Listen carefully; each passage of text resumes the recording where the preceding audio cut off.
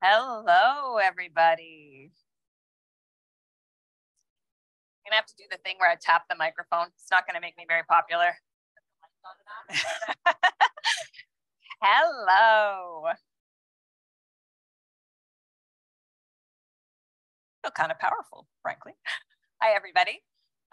Welcome to Understanding the Disinformation Ecosystem. Right. Let us start with something that we all know in our bones to be true, that democracy only really works when people are informed.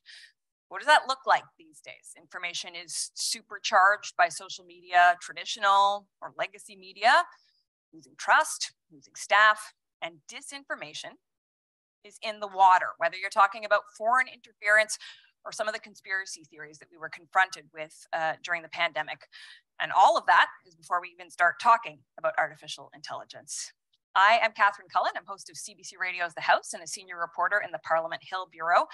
Today, we're going to dig into how our information ecosystem is functioning, including a hard look at disinformation, that intentional sharing of false information. We're also, though, going to talk about some concrete ways to fight it. As I was getting ready for this conversation, I was thinking about another discussion I had earlier this year on the House with an academic who runs the website stopfake.org. So it's a group of Ukrainians who publish stories debunking Russian propaganda, from the idea that the Kakova Dam just collapsed on its own to some really wild claims about Ukraine growing babies in labs for experimentation. And beyond the remarkableness of the propaganda itself, part of what stayed with me from that conversation was his comment that the kinetic war, the physical war that Russia is committing against Ukraine, that is going to end. But the information war, it won't, right? It's probably never going to stop. That is the bad news. The good news is that we have a panel with some sparkling wit and a range of perspectives today to talk about where we can improve the situation. So I'm going to introduce each panelist to you, and then they're each going to give some opening remarks, and we will dive in. I'm going to start with Jean-Pierre Kingsley, who knows a thing or two about how to keep the democracy machine going. He was Canada's Chief Electoral Officer from 1990 to 2007. That time came with a whole host of very interesting challenges: reforms to comply with the Charter of Rights and Freedoms, beginning the age of computerized election administration, and being at the helm when a new piece of legislation came into place that gave Elections Canada the mandate to inform and educate voters. Jean-Pierre Kingsley, over to you.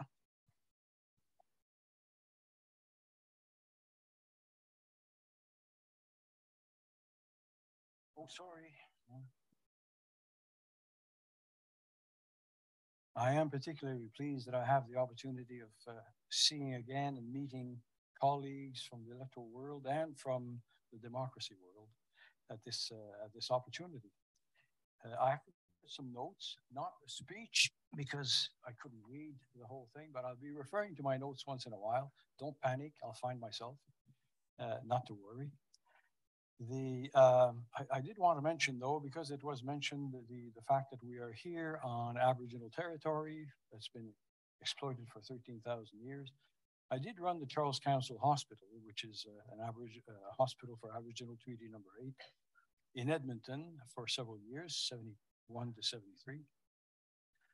And when I was Chief Electoral Officer, Elections Canada established close rapport with Ovid Mercredi, who is the Grand Chief, as well, more particularly with Phil Fontaine, to stimulate their interest in democracy. And I think that certainly I know my successor, my second successor, is taking that very seriously, which makes me very happy.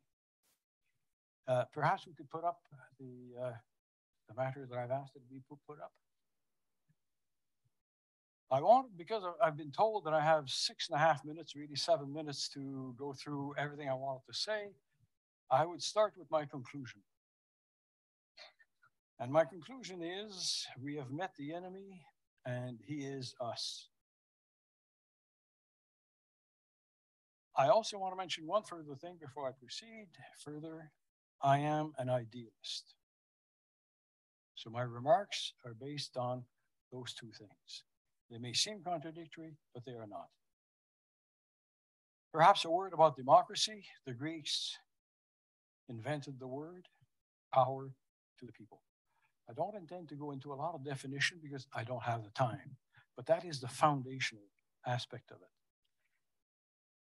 But even if we consider the Greeks to have been at least the inventors of the word and perhaps the concept, we must recognize that it is a very recent concept in terms of human history. Have we been here 50,000 or 100,000 years? There are different opinions about that. But 3,000 years doesn't cut it in terms of importance, especially when we consider that in our world, 3 words in English started the thing or gave it a strong, we the people, and 3 words in French, liberté, égalité, fraternité. That's where things came. What was the foundation of this? And I want to spend just a minute on this. The intrinsic worth of each person. A recognition, this is what came about from these, through the evolution, from the Middle Ages to now, the intrinsic worth of each one of us, the fundamental equality between each and every one of us. And in my personal scheme of things, the soulfulness of each and every one of us. You don't have to believe the latter, just the first 2 will suffice, because that is the foundation. And what are the 2 essential components of that? What's essential? Number 1, it needs to result in collective governance. If we're each equal, then we want to participate in how we're governed. And that is how we achieve it, is through elections. The second one, and it's essential, is a regime of rights. Only in a democracy do you have a living regime of rights, of human rights. Everybody else, all the other dictators say they follow it, they don't. I've never met a dictator, and I've met a number, who gave a damn about human rights. I also never met, and I've been to 50 countries. 50 countries came to Canada. Elections Canada was involved in about 100 countries. I never met an ordinary person, when I looked into their eyes, that I didn't see somebody who was equal to me and who didn't deserve democracy. I never saw that. Hence, my idealism. This credibility, this is all essential, by the way, for the legitimacy of governance. Autocrats, dictators seek it. They fake it, but they seek it. They seek it through fake elections. This is so important, they realize it, and they will fake it just to be able to say, I was elected. Okay? So the primary purpose, as we just saw, is for people to choose their representatives and their government. Canada, as a democracy, based on the experience that I lived, is amongst the very best in the world, if not the best in the world. Certainly in terms of our electoral system, our ancestors were so brilliant, it's not even funny. 102 years ago, Robert Borden created this office, the Office of Chief Electoral Officer of Canada, made it independent, directly responsible to Parliament, elected by the House of Commons, removable upon an address of the House of Commons and the Senate, both separate. If you don't have that, the person stays in the job. This has to be for cause. It has to be for cause. We've given ourselves an incredibly strong institution. Its primary purpose, of course, is to ensure the legitimacy of the election, because the legitimacy of the election gives you the legitimacy of governance. Now, Stéphane was mentioning this, Anton mentioned, others mentioned it today. But this is fundamental to our discussion today. We have to agree that without a credible election, you do not have legitimacy in governance. And that brings me to the idea that what is essential for legitimacy is trust. This was also evolved and touched upon by other speakers today. Do they have trust in the system? The electoral system, the governance system, because that will lead to legitimacy, which will lead to legitimacy of governance. You don't have that trust, Don't even bother. It's all going to be a sham. And not, you will not be able to govern with the will of the people. You'll be able to govern, but not with the will of the people. Now, I've been asked to deal with the letters that I wrote to the Globe and Mail and the editorial that was written in which I was named by name in La Presse. Okay. And I also must recognize the work of the global network, with whom I was not associated, by the way, where I recommended a public inquiry headed up by a judge to look into the whole matter of the Chinese involvement, interference in our elections. We've seen it occur at the federal level. We've seen manifestations of it at the provincial level, and we've seen manifestations of it at the municipal level. And the reason why I thought it was important, I still maintain that it is essential that we have a public inquiry so that testimony can be compelled, and it can be compelled under oath, so that people are responsible for what they say. Because we need to know. And this, by the way, this issue of trust in the system being eroded, it's not only trust that is eroded by the element that I think Anton was alluding to as being, guided by some strange issue. People who believed, and we saw through demonstrations, that we should overturn the government. It's that lack of trust is now shared by others, by what I will call reasonable Canadians. That trust can only be restored if it is restored through a public inquiry. Canadians will have to see exactly what happened. And I have a list of what we need to do. We need to know, how was this interference done? How was it perpetrated? What does it look like? What do the ads look like if there were ads? What do the messages look like?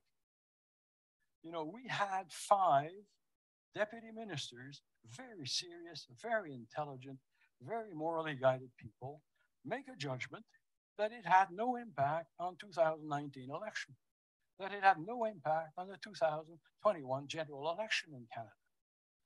And I'm saying they all did their job, because I know I was a senior public servant at one time. They answered to the Prime Minister, and they answered to the Prime Minister. They told them what they needed to tell them. They came to the conclusion there was no problem.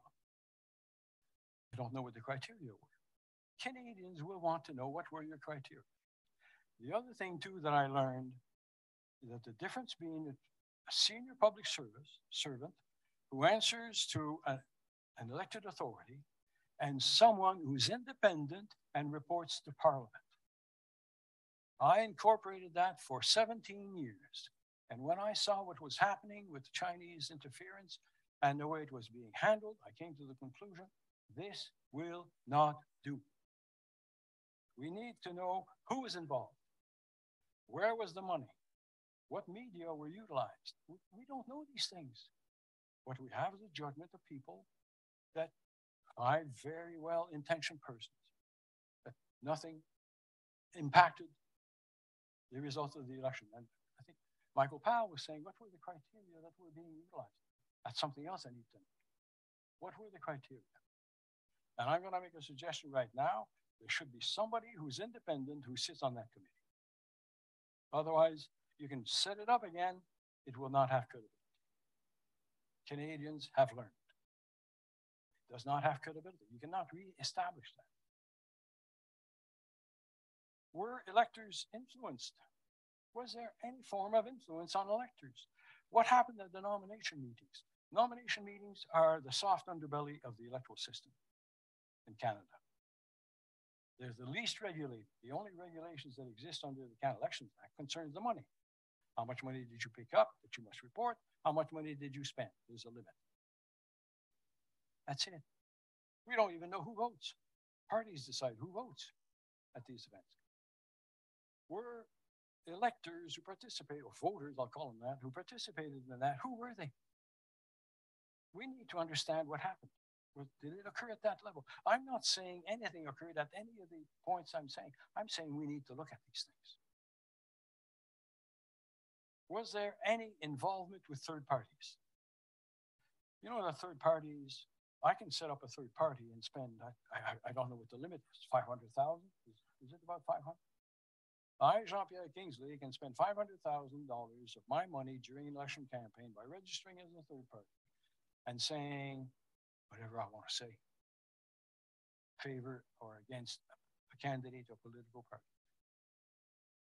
Was any of that done at these elections to facilitate the influence of the Chinese authorities? So that was the main message I wanted to make. And there's a few other points I wanted to make. I don't know how much time I've got left. Somebody flashing the 6, did I see somebody? I'm done. Have you been flashing the 6-minute thing at me? I got carried. So I'm going to terminate. I'm going to end my presentation by saying, what are we going to do about this? About disinformation, misinformation, about artificial intelligence. I've got views on all that, but I don't have the time. Are we going to allow the billionaires to make these decisions for us and simply say, it's okay, you can keep making your billions in profit. You don't care about democracy, and we really don't care either, because we're going to let you do what you want. We have met the enemy, and he is us, if we let these people make these decisions for us. Thank you.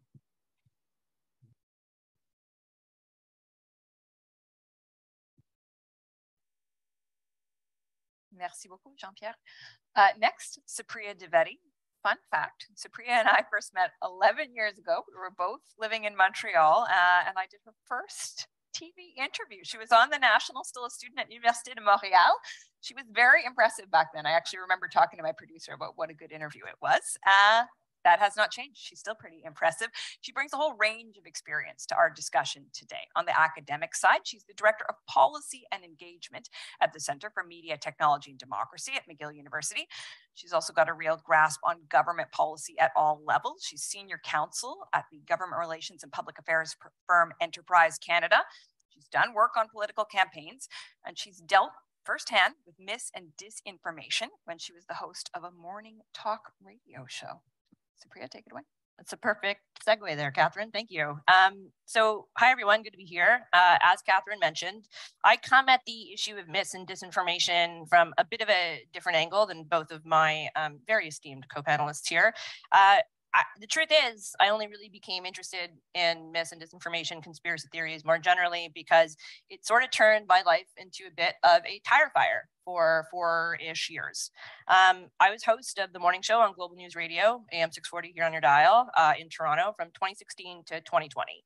Now, I was brought on because the executive leadership team of Corus Entertainment, as well as Global News, had decided they wanted to move away from what they referenced as dashboard pounding radio to smart and informed opinion. So they put me and my host at the time, Matt Gurney, at the helm of the morning show. And very quickly, Matt and I realized that there was a very predictable pattern that would emerge. You'd have other hosts on the station that would say blatantly false things that were demonstrably false in a lot of cases. Matt and I would get on the morning show. We would counter it by having a fact-based interview or by, Matt running through a fact check or whatever it would be. And then we'd get a huge uptick in hate mail. Now, as one would imagine, the hate mail that Matt got varied quite a bit than the hate mail that I got. And so we kind of went through the motions and we're figuring like, okay, so how do we do this? How do we deal with this? And there are a few things that stood out to us. So while it's true that even saying something as innocuous as like climate change is real would lead to an uptick of hate mail, or saying something along the lines of like, the notwithstanding clause doesn't apply to section 35 of the Constitution, you'd get a huge uptick. But the really vile stuff, particularly when I was dealing with threats of violence, death, rape, whatever, was when we were talking about issues that touched on racialized or already marginalized people. So just to give you a sense of the news cycle of those 4 years.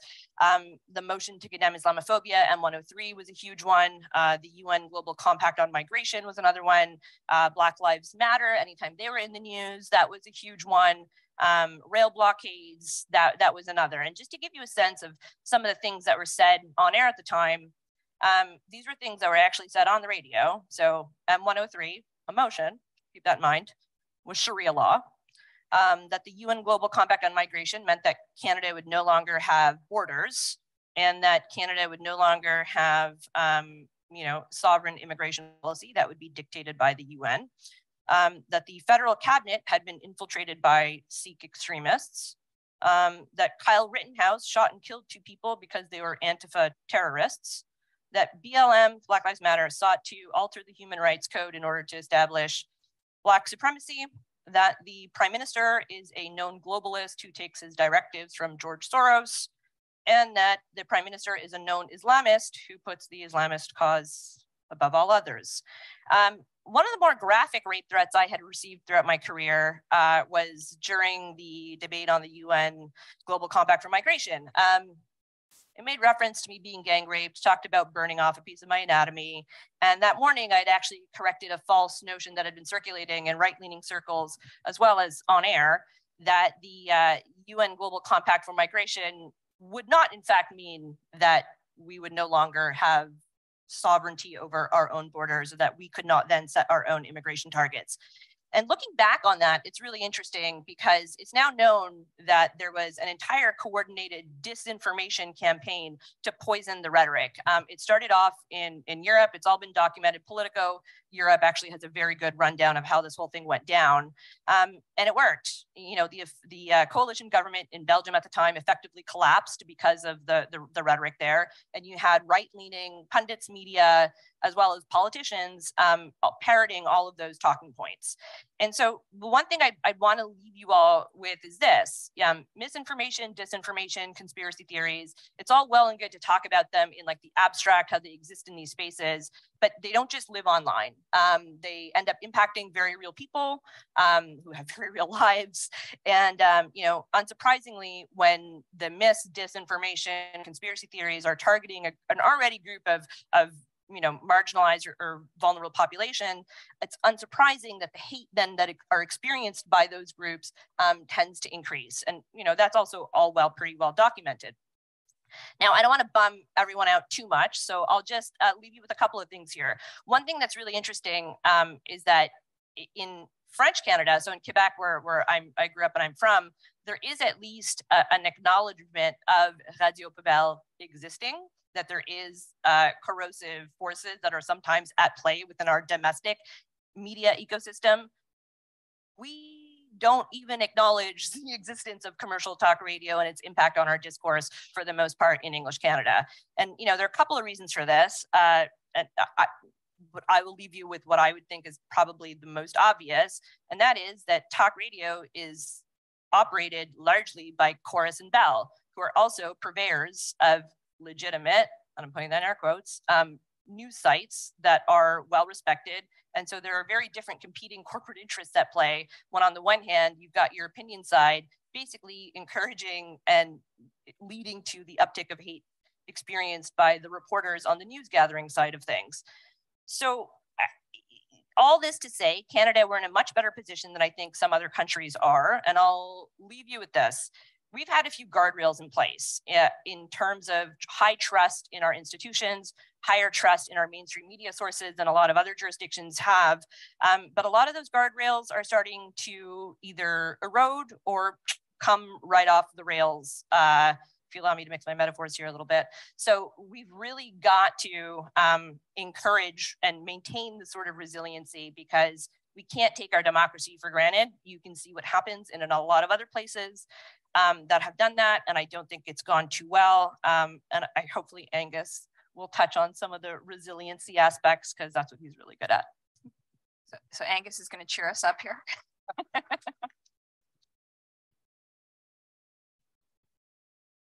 That was very poignant, Supriya. Thank you. So Angus is going to save the day for us.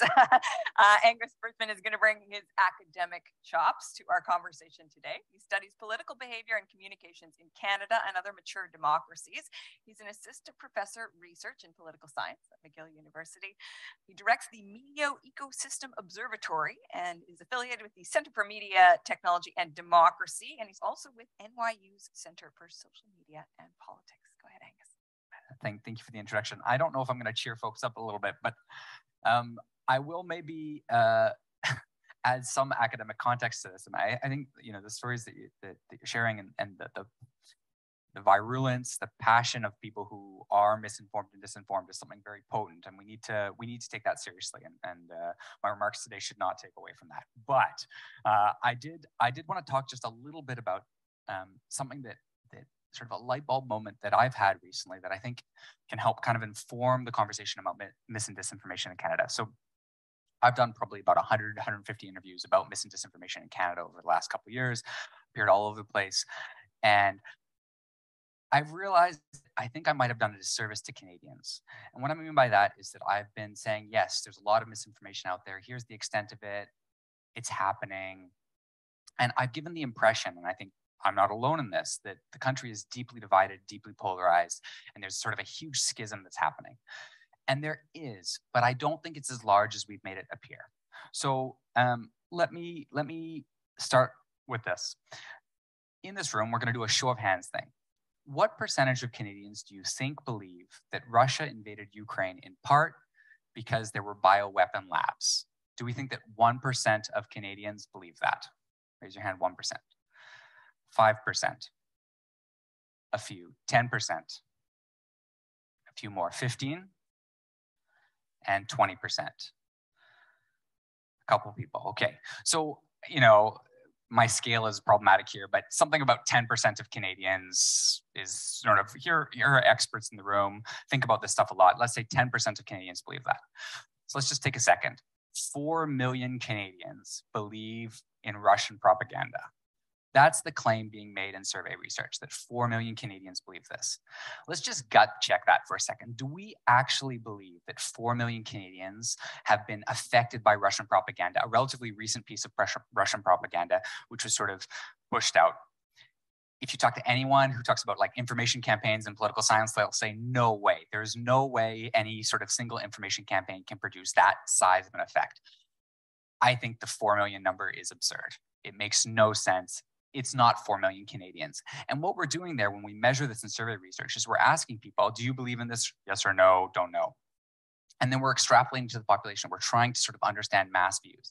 But we're not pushing people. We're not measuring the extent to which they believe that, their certainty, the context, what they actually believe. And I had sort of a sobering moment here. We ran a survey during the Alberta election. We were looking about wildfires, and we asked about the cause of wildfires. We asked about, climate change, intentional human activity, et cetera. We found that more people said intentional human activity were causing the wildfires than climate change. They're not exclusive, so that's sloppy survey design, but more people, that was sort of shocking. But a PhD student at Toronto, Blake, added a question and asking people what they meant by it. Now I was like, aha, look, we found the misinformed Canadians. Look, they're just spreading propaganda. But actually, in their open text responses, they put cigarette butts, they put campfires, they put burns that had gotten out of control. Yes, a few people put the federal government set the fires to undermine, Albertan sovereignty and destroy the Albertan economy. Yes, there were a few people who did that. It's not nothing, but it's not 4 million Canadians who believe that. But if you had just taken that survey question at face value, that's the perception you would walk away from.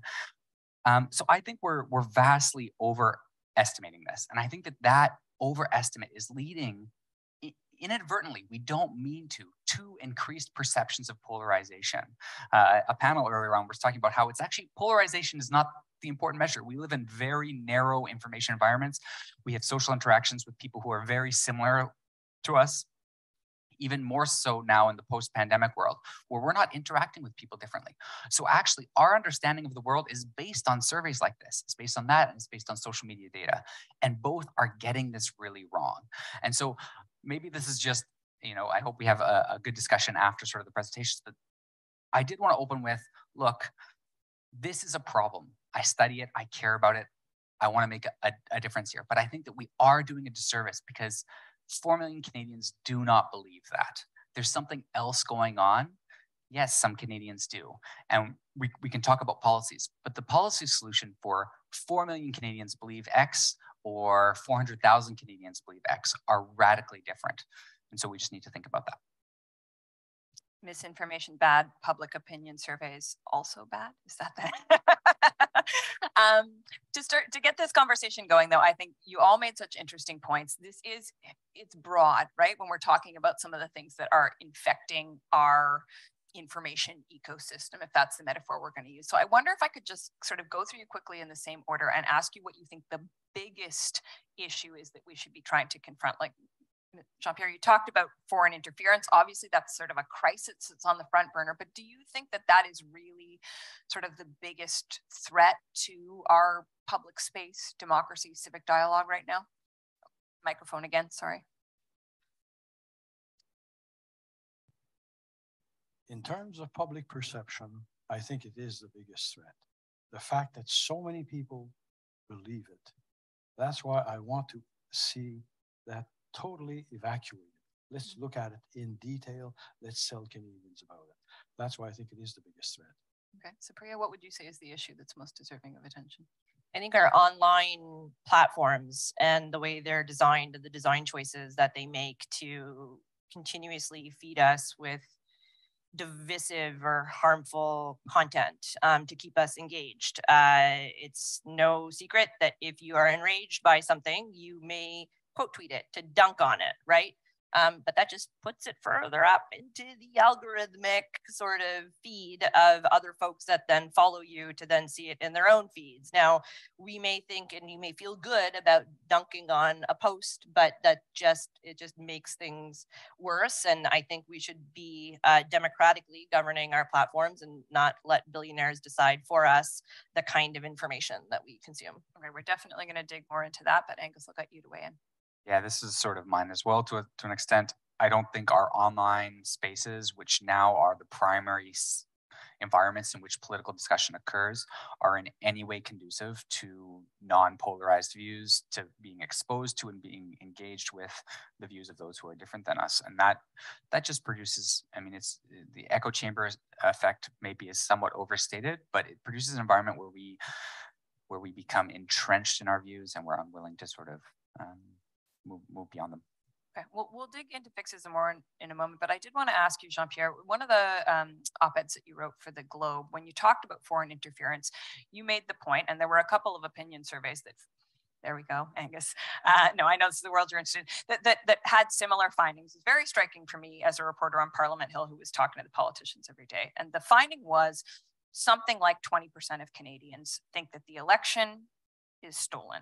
And I was there sticking the microphone in front of the politicians every day during the sort of perhaps one of the highest points of interest and tension around foreign interference. And you know, no mainstream politician in Canada is saying that foreign interference meant a stolen election. And yet a shocking number, according to more than one poll, suggests that people are getting that impression. And I just wonder where you think that leaves us. Well, it leaves us with the need to clarify the thing. People want to put their finger in the wound. We're at that stage. This has been such an assailant on our system. This has been a foreign country we know has come in and tried to warp our system. This is so big, it's not even funny. And there's only one way we can clarify it, and it's by having that public investigation, public inquiry that I was talking about. And, you know, we may find other things. The comment has been made. We've participated in the elections of other countries. I know I ran IFAS and I had people in other countries, but they were telling them how to run elections, not how to vote. Now, it's not the same thing when IRI, the Republican Institute of the United States, went abroad, or even the NDI, the National Democratic Institute, went abroad. Okay? There was some, of course, you can think that there's going to be leanings, especially by the IRI at the time, that they would try to influence, okay? But generally, and even if it were a friendly country trying to butt into our elections, I would say no can do. Get out, we're mature, we know what we're doing. We're one of the youngest countries, and we're one of the oldest democracies. It's an interesting fact. We are one of the oldest and functioning democracy. We wake up in the morning feeling as secure about our democracy because we don't even think about it as we do about the air we're breathing. None of us wakes up saying, I wonder if the communists are coming back. And I'm saying that because that occurred when I went to Hungary in 1991. I met a young woman working in the electoral sphere, and I saw her in 2008 when she came to Washington, and I asked her how things were going. She said, it's beginning to work, not so much anymore in Hungary, and so on and so on. But she said, every morning I wake up and I listen. I said, what are you listening for? I'm listening to see if they've come back. But that's not democracy. You can't, that's not what you're supposed to get with democracy. That's not what we have, okay? And that's what I want us to get back. It's the fringe element. You'll never satisfy them, even with a public inquiry, okay? But we have to satisfy the other reasonable people who have come to believe something major untoward has occurred in this country, and we must have a clean breast of it. And Angus, yeah, can I just jump? Yeah. Not to bang too heavily on this point, but I actually think it would be worthwhile for journalists when somebody comes out with a claim like 20% to ask them, do you actually believe 8 million Canadians think that the election was stolen? Because they don't. I mean, they just don't. Yeah, but so I guess listen, I'm not a panelist here, I'm the moderator, but I would say to you that as a journalist, to me, the indication can simply be there's an issue here without without putting that number front and center. And it can indicate to me in my reporting that every single time I talk about this issue, or as often as possible, which is what I've been doing. Again, not a panelist, going to come back to you in a second, but it's putting that front and center, that sometimes it's a bit like a fact check, right? If people are misunderstanding, even if we're not misrepresenting the facts, if people are misunderstanding the gist of the story, and maybe it's not people who are listening to hourly newscasts or the nightly news who are misunderstanding it, but we can still do a public service by continuing to get information right. But this segs nicely to what I was going to ask you, which is I was looking at the report by the MEO last night that you did into the last election, which is sort of fascinating to look at given everything that's happened with foreign interference since then. And in a way, not dissimilar to what some of the public authorities have found looking at this. There was misinformation, but both mis and disinformation had a limited impact on the last election. So can you sort of draw us a picture of how both of those things can coexist? Yeah, so in 2021, we ran a large election monitoring project, the Canadian Election Misinformation Project, and we have sort of an extensive section on the extent to which misinformation mattered for the election, and specifically sort of Chinese interference. And our conclusions coming out of that report was there was sort of no well-resourced, meaningful impact on the elections. And we did that using opinion surveys and looking at digital trace data. We didn't look at the whole universe of possible attempts at foreign interference in that report. And what's been coming out is really a lot more of the old-fashioned brown envelope influence networks that are offline. That's sort of been what's occurring. I've reread that section of the report several times. I think it stands. I think we did not see any meaningful opinion change amongst the Chinese Canadian community directed towards the Conservative Party. They were low going into the election. They had low support. They were low support coming out. But we weren't able to look at specific ridings. There just wasn't enough sample. So it is interesting. That's an interesting benchmark of what you can do with sort of open source intelligence, I guess is what you would call it. But there are some limits to that, and you can't necessarily track money flows. You can't necessarily track sort of the brown envelope stuff. So I think still the type of interference that we see was not sort of the mass online social media type misinformation and disinformation that has really gotten people very concerned. And to me, it helps sort of reframe this and recalibrate it to say, okay, this is what we thought would matter because that's what happened in 2016 in the United States. And so that's where all eyes were. But that's not the only pathway to foreign interference. And we need to take really seriously some of the other pathways. And researchers need to do it, and government agencies and the population. I can see Jean-Pierre's aching to get in, and then we're gonna move on to Supriya and talk a little bit more about social media and some of these big conglomerates. Yep. Your microphone again, Jean-Pierre. I really appreciate what you're saying. The expression that you use is we think, I think, we don't know the extent of, we didn't have a chance to look at all the writings or whatever. And all that is true, but I'm wondering, isn't that what we want to know? Isn't that what we want to know, that we've done everything we can to know all that, so that it's beyond the perception of people, and we say to people, we've studied this, and there will always be gray areas. It doesn't matter how well we carry the study. I know that, but not ignorant. We will always have that, but we will have clarified a lot of it. We're dealing with a country here that has done a lot to Canada, okay? And when we see this, we're saying to ourselves, at least that's the way I see Canadians reacting, that is going too far.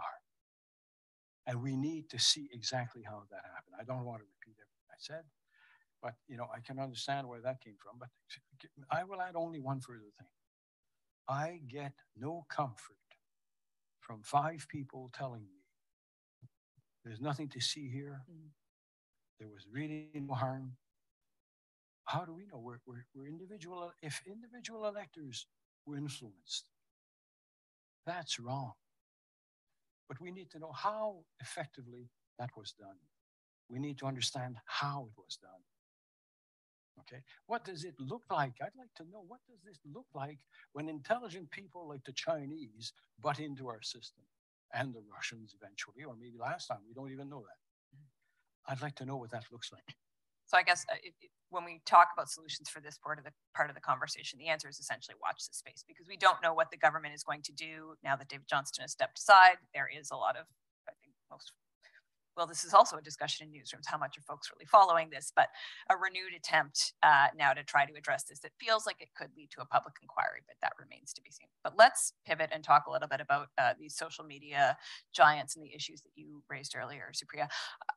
I wonder if you have thoughts about how governments could more effectively kind of put their hands around these issues, right? Because we have thought about it. Yeah. So give us an example of something that you believe governments could or should be doing. I mean, look, every other consumer-facing product in Canada is subject to a duty to act, a duty of care, essentially. You cannot knowingly put forth products to Canadians if you know they carry risks and you haven't taken steps to try and mitigate those risks. Big tech is for some reason exempt from that. So they can knowingly put out all sorts of harmful products marketed to children, to teens, and they don't have any duty to act responsibly. It's just, trust us, the market will regulate us, we'll self-regulate. Well, we've been hearing that line for quite some time, and they haven't self-regulated. They're either unable or unwilling to, whatever the case may be. But thankfully, there are other jurisdictions who have taken a first pass at this. I think there's 2 ways to go about it. There's the content route, where you're essentially playing whack-a-mole for literally hundreds of billions of pieces of content a day, which leads the platforms to over-censor. And it has a very negative impact on freedom of expression, free speech, whatever you want to call it, and also captures a lot of good speech. So if you're talking about burning the system down, let's say, you'd be talking about the patriarchy. You're not actually going to physically burn, patriarchal institutions down, but it's a turn of phrase that might be then get captured because you're promoting arson, let's say. The other way to go about it is to tackle the actual design choices that the platforms make. So for example, Europe has the Digital Services Act. In the UK, they're in the throes of passing their online safety bill. Both of those models look at it from a design system. And so enforcing the platforms to mitigate the risks of the products that they know. So if you are, let's say, a video sharing company like TikTok or something like that, and for example, that when kids, and this has been documented by Sky News in the UK, if you're a kid that's just set up an account, you will be bombarded with like eating disorder content, self-harm content, why are they doing that? You should probably not be having advertisements of like appetite suppressants in lollipop form to 9 and 10-year-old girls.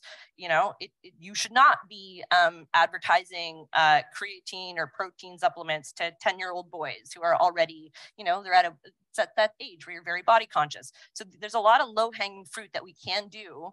But I'm afraid of the discourse and the debate when we get to that point, because I just feel, to the point that maybe Angus was not trying to make, I think our polarization is overstated. But the problem is we have all of these conversations on these platforms that then further entrench our views. And I worry about the way we're going to, if and when the government does table whatever the bill ends up being called, for online safety. The online harms. Yeah, the online harm stuff. Yeah, exactly. How we'll talk about it, because I don't know. Let me ask, like, what might be, in a way, kind of a crass political question, but I think it's really relevant to this, which is, for any party, we already have, frankly, like when you watch Facebook or Google at committee right now, because there are issues that are in front of Parliament, legislation that is in the midst of being passed about this. It does seem like all the parties are on the same page. They're very happy to beat up on these institutions. But what is the motivator for a political party to take on an issue like this? Like, obviously, yes, public good, but it's also a protracted fight where you have big corporations saying, like, well, maybe we're going to pull out of your country. Maybe we're not going to stand for this. Yeah, look, I think in terms of like what keeps them all together, it polls really well. Online safety and online harms poll really well. Ask any group of parents at a park. If they want their kids protected online, they're going to say yes. The number one demographic that all politicians will listen to are suburban soccer moms, right? So you get the suburban soccer moms on side of an issue, and then the political parties, the politicians will then follow. So I think in having these sorts of discussions, if you center kids around the discussion, you're first of all going to get agreement across party lines, irrespective of whether you're on the right or the left of the political spectrum. And I think, quite frankly, you're giving Canadians what they want, because we don't want, most Canadians anyway, don't want to feel like they're in a world that your feeds are being controlled by, you know, your big tech overlords. You want to keep up to date with your family and friends, and, you know, maybe spy on your ex-boyfriend from college every now and again, but that's about it, you know? Angus, I want to ask you about something else that was in your report that resonated with me because of a conversation I had with a politician recently. I was talking to Michael Chong, who has been in the news a lot, actually right before his portion of the foreign interference story sort of came to a head. And he had just been to Taiwan, and he was talking about how struck he was by how the fight against disinformation happened on a population level. People there, because they are so subject to disinformation from the Chinese regime, are just very literate about this information. Can you talk to me a little bit about how something like that would be one of the defenses against that, and what it would look like here in Canada? Yeah, this is very interesting, this notion of sort of a deep skepticism with what we read online. And I actually think that generative AI is going to push us very quickly in this direction, and that people are going to start to become a little bit more literate, not necessarily as a function of government policy, although there's certainly things that could be done to sort of help expedite it. And there are large sort of digital literacy initiatives ongoing in the country. But right now, there is still this notion that if you read social media, you get some representation of a national political discourse. Like, there is still this sense that when you go on Twitter or you go on TikTok, you're tapping into what true Canadians think. And that is just going to completely disappear. I mean, it already is dumb just to begin with. It's not at all. It's not representative at all. I wrote a thesis on this about how it's not representative in any meaningful way. People who spend a lot of time online are very polarized, have very strongly held views, are much more informed than the average person. So it's not representative at all right now. But I think that people are going to realize more and more how online spaces are fabricated synthetic spaces that do not capture population level attitudes. And I think that there will be a shift at some point. There will be an acknowledgement by sort of the grandmas of the world, the grandpas of the world, that actually this is not true. Like, this is not tapping into anything meaningful that I can use to inform my life. And I'm hoping this leads people back into their physical networks, into their environment where they can talk to people and try to understand things. And that's my hope. that might be very old fashioned. So I don't know. We'll see. It's like, I like a little bit of optimism in the face of like our robot overlords are going to destroy the planet. And Jean-Pierre, this is where I'm going to bring you in. But you were saying earlier that AI was actually something you wanted to tackle in this conversation. And I wonder what your reflections have been about how it seems like we are on the precipice of that affecting the democratic conversation. I'm a neophyte where AI is concerned, but I understand what it could mean. And I've seen these billionaires that I was talking about a little while back, even they are stepping back, which tells me, wow, you know, this is a moneymaker and they're stepping back. There's got to be something going on there. I don't know what their motivation is. But, you know, we establish corporations in this country, or people can establish corporations, they get letters of patent. It tells them what they can do. They can be very broad or they can be very specific. Maybe people who are going to be engaging in research and use of AI should have to apply for a license so that we can control in some detail where they go. And I think we need an international agreement. Otherwise, this country will say, to hell with those rules, we're going ahead, we're going to take over the world. I'm exaggerating a bit, but maybe not. And how we will monitor all that, of course, is trust but verify, that whole game. I don't know how realistic it is, what I'm saying. All I know is, it's what I was saying earlier, we cannot allow these people who make a lot of money. Just because they make a lot of money does not make them smarter than us. It certainly does not make them accountable to us. And, you know, they're developing atomic bombs, each one of them, in a sense.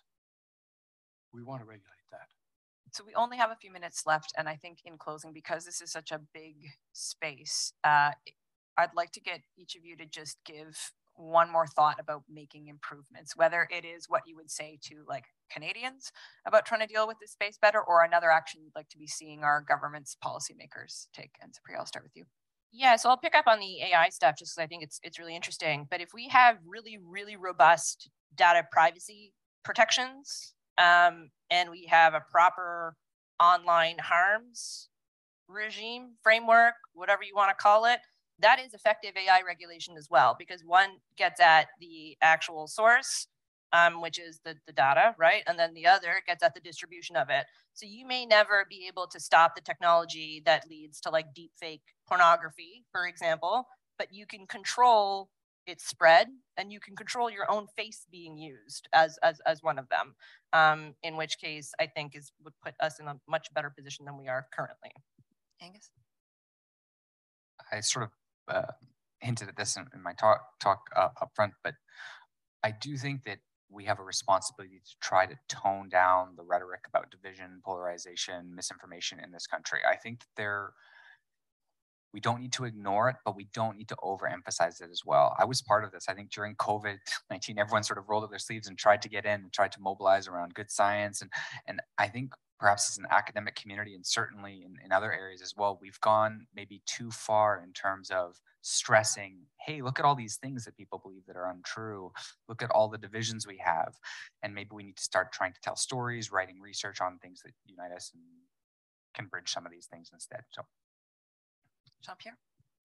Well, the basis of a fully functioning democracy, of a good democracy, is recognizing that most people are reasonable. If they were not, let's stop pretending that we're gonna have a democracy. And I've been frankly blown away by not only my colleagues, but the other presentations I've had. I'm quite encouraged by the fact that we're beginning to, well, maybe more than beginning, to wake up to the fact that we will have to do something to bring that. And it's developing individuals' sense of, you know, how to use their reason to go through all this. Also by putting some more onus on the people who are doing this transmitting of false information, whether it's misinformation or disinformation. And getting even better tools than I heard Stefan mention that he had this morning. We need to go further. But as I said, I was an idealist. I was also a realist and an optimist, and I remain those two things. Thank you. Thank you. I'd like to thank all three of you for a conversation that was like sobering yet hopeful at the same time and pretty practical as well. So thank you all very much for your time today.